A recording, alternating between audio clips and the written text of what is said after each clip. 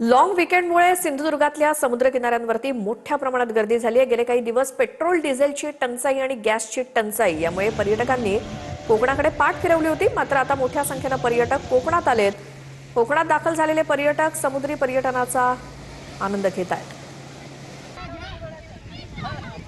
सिंधुदुर्ग जिल्ह्यातलं पर्यटन आहे ते गेले काही दिवस ठप्प होतं, कारण जर बघितलं तर डिझेलचा तुटवडा जाणवत होता, त्याचबरोबर गॅसची सुद्धा टंचाई होती। त्यामुळे जर बघितलं तर कोकणात पर्यटन कुठेतरी ठप्प होतं। मात्र आता पुन्हा एकदा मे महिन्याच्या सुट्ट्या लागत आहेत, तशा पद्धतीने पर्यटक मोठ्या प्रमाणात कोकणात दाखल होऊ लागलेत। जर बघितलं तर या बाजूला जर बघितलं तर कशा पद्धतीने पर्यटक आहेत ते मोठ्या संख्येने कोकणात दाखल झालेत आणि कोकणातल्या पर्यटनाचा कशा पद्धतीने आस्वाद घेत आहेत आपण पाहताय।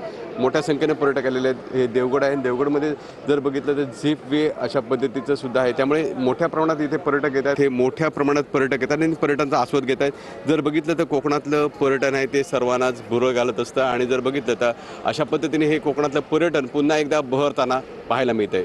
विकास गावकर, TV9 मराठी, सिंधुदुर्ग, देवगड।